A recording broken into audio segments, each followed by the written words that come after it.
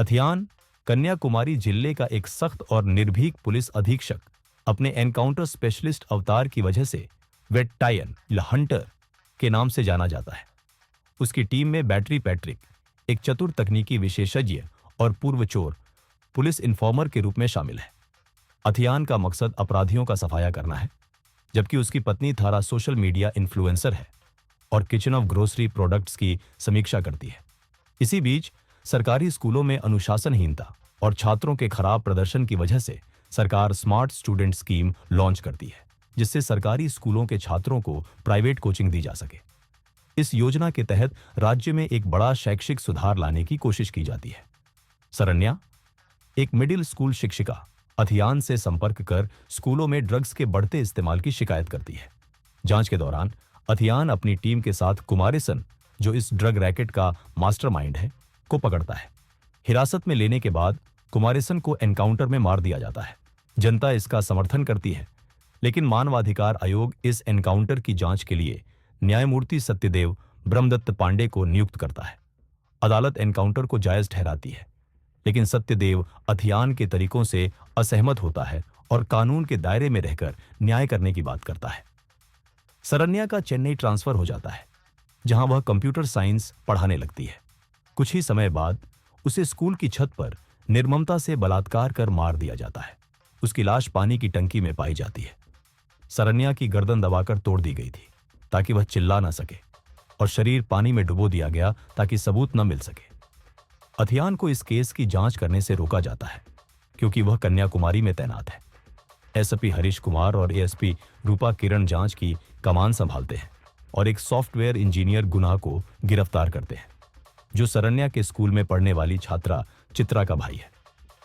गुना के पास से सरन्या का फोन, जिसमें उसका हमला रिकॉर्ड था, बरामद होता है। सीसीटीवी फुटेज में वह सरन्या को परेशान करता दिखता है और उसके घर से हत्या का हथियार भी मिल जाता है। गुना हॉस्पिटल से फरार हो जाता है, जिससे अथियान को उसे पकड़ने की जिम्मेदारी सौंपी जाती है। अथियान उसे समुद्र किनारे पकड़ता है और एनकाउंटर में मार गिराता है।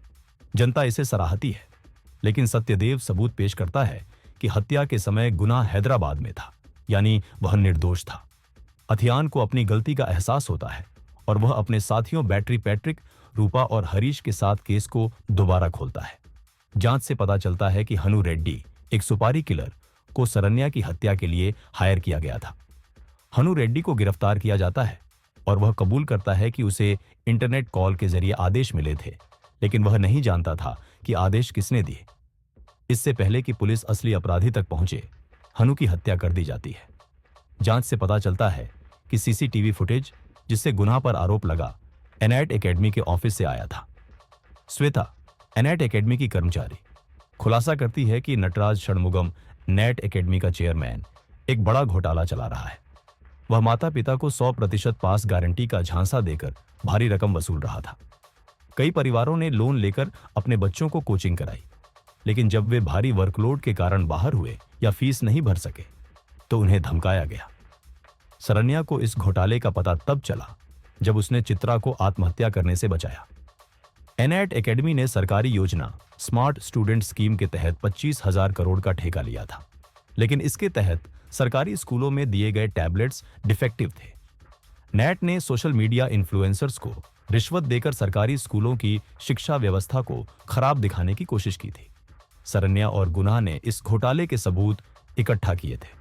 गुना ने नेट द्वारा किए गए भुगतान के डिजिटल रिकॉर्ड्स निकाले थे और सरन्या ने उन छात्रों की लिस्ट बनाई थी जो इस योजना के कारण आत्महत्या करने की कगार पर थे। जब नटराज को यह पता चला तो उसने सरन्या की हत्या करवाने का आदेश दिया।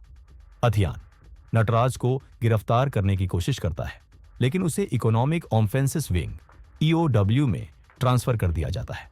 इसके बावजूद वह डीएसपी नाजिमा की मदद से बुड्स अधिनियम 2019 के तहत एनआईटी को धोखाधड़ी के लिए दोषी साबित करता है। अथियान की पत्नी थारा एक सोशल मीडिया इन्फ्लुएंसर होने के नाते राज्य भर के अभिभावकों से संपर्क कर उनके अनुभव साझा करने को कहती है। इस बीच नटराज अपने गुंडों को भेजकर अथियान, थारा और रूपा पर हमला करवाता है, लेकिन वे नाकाम रहते हैं। अथियान को पता चलता है कि सरन्या ने पहले ही एक हार्ड ड्राइव में घोटाले के सारे सबूत सेव कर लिए थे। जब वे इसे बरामद करते हैं तो नटराज के गुंडे पैट्रिक की हत्या कर देते हैं। नटराज के खिलाफ कोई पुख्ता सबूत नहीं होने के कारण श्वेता सरकारी वकील को रिश्वत देकर उसे केस से बचा लेती है। लेकिन अथियान हार नहीं मानता।